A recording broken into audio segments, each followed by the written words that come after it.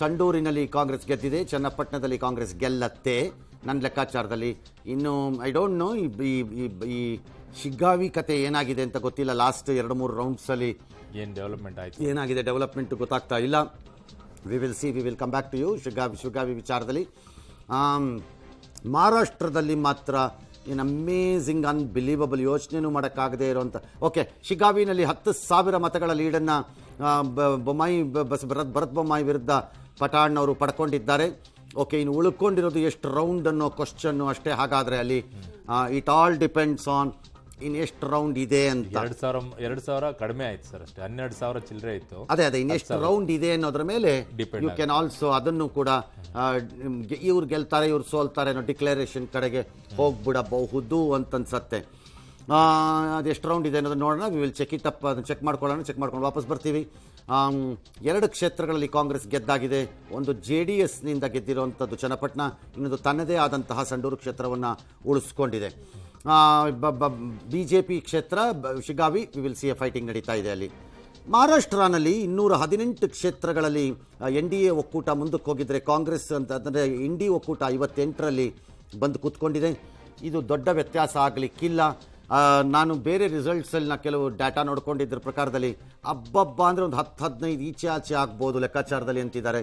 Which is something like 200 touch ಮಾಡ್ತಾರೆ NDA ಅನ್ನೋ ಲೆಕ್ಕಾಚಾರದಲ್ಲಿ ಕೂತಿದೆ. ಅದಕ್ಕೆ ನಾನು ಎಕ್ಸ್ಪ್ಲೈನ್ ಮಾಡ್ತಾ ಇದ್ದಿದ್ದು, ಸುನಾಮಿ ಅಂದರೆ ಇದೆ ಅಂತ ಮಹಾರಾಷ್ಟ್ರದ ಭಾಳ ಜನ ಪಂಡಿತೋತ್ತಮರು ಹೇಳ್ತಾ ಇದ್ದಾರೆ.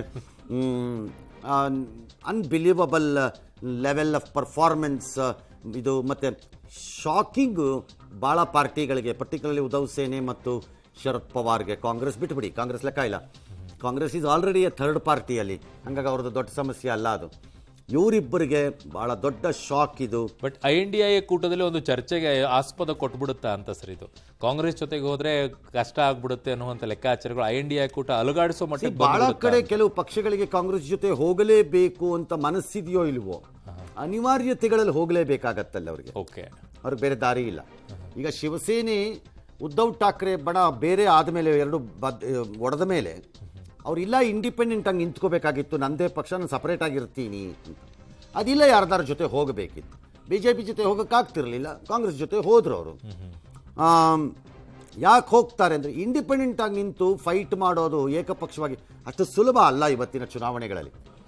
ಈಗಾಗಲೇ ಸ್ಥಾಪಿತವಾಗಿದ್ದರೆ ಪಕ್ಷ ಲೈಕ್ DMKನೋ YSRCPನೋ TDPನೋ ಅಥವಾ ಲೈಕ್ JMMೋ ಆಪು ಈ ಥರ ಇಂಡಿಪೆಂಡೆಂಟಾಗಿ ಇದ್ದುಬಿಟ್ರೆ ಪರವಾಗಿಲ್ಲ. ಈ ಮಧ್ಯ ಹಂತದಲ್ಲಿ ಹೋಗಿ ನಾನು ಇಂಡಿಪೆಂಡೆಂಟಾಗಿ ರಾಜ್ಯವನ್ನೇ ಕ್ಯಾಪ್ಚರ್ ಮಾಡ್ತೀನಿ ಅನ್ನೋದಷ್ಟು ಸುಲಭ ಅಲ್ಲ, ಅಷ್ಟು ಕಾಂಪ್ಲಿಕೇಟೆಡ್ ಇದರಲ್ಲಿ, ಯಾವುದು ರಾಜ್ಯದಲ್ಲಿ ಚುನಾವಣೆಯಲ್ಲಿ.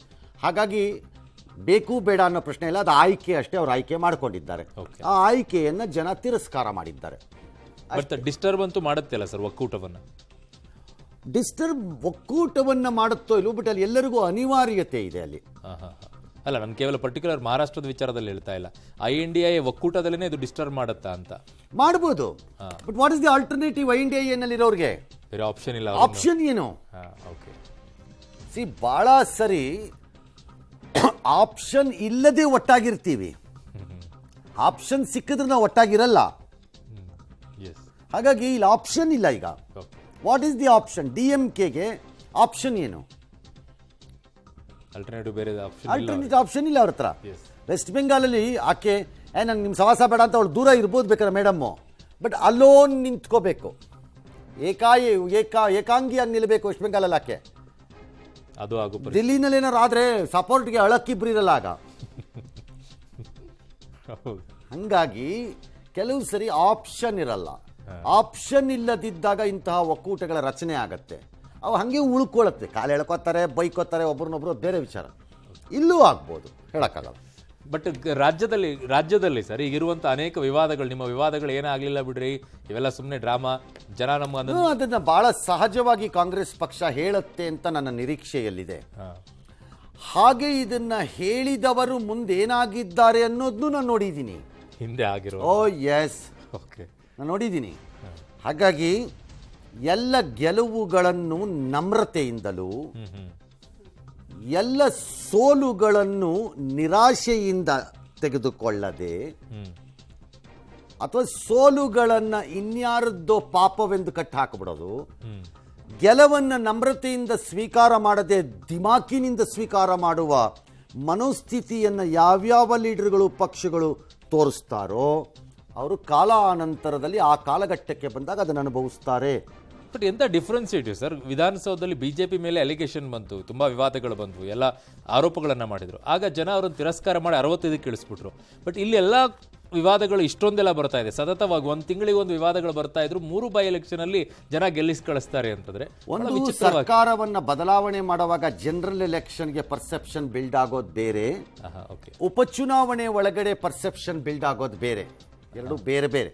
ಓಕೆ, ಈ 3 ಚುನಾವಣೆಯಲ್ಲಿ ಯಾರನ್ನ ಗೆಲ್ಸಿದ್ರು ಒಂದೇ ಅನ್ನೋದು ಜನಕ್ಕೂ ಗೊತ್ತಿದೆ, ಸರ್ಕಾರ ಆಗಲ್ಲ ಅಂತ. ಏನುವೆ ಅದು ಬೇರೆ ಇದು ಬೇರೆ, ನಂಬರ್ 1. ನಂಬರ್ 2, ಜನಕ್ಕೆ ಸ್ವಲ್ಪ ಟೈಮ್ ತಗೋತಾರೆ ಅವರು ಎಲ್ಲದಕ್ಕೂ ಪರ್ಸೆಪ್ಷನಲ್ಲಿ ನೋಡ್ತಾರೆ. 3ನೇದು, ಕಳೆದ ಚುನಾವಣೆಯಲ್ಲಿ ಕಾಂಗ್ರೆಸ್ ಬ್ರಿಲಿಯಂಟ್ಲಿ ಫೈಟ್ ಮಾಡ್ತು ಅಸೆಂಬ್ಲಿ ಎಲೆಕ್ಷನನ್ನು ಅಂಡರ್ ಶಿವಕುಮಾರ್ ಅಂಡ್ ಸಿದ್ದರಾಮಯ್ಯ ಅನ್ನೋದ್ರ ಅನುಮಾನನೇ ಇಲ್ಲ. ಅಲ್ಲಿ ಅವರಿಬ್ಬರು ಒಂದಾಗಿದ್ದಕ್ಕೆ ಬಂತದು.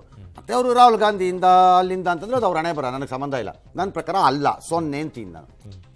ನನ್ನ ಪ್ರಕಾರ ಹೌದು, D K and Siddaramaiah, largely Siddaramaiah and D K also.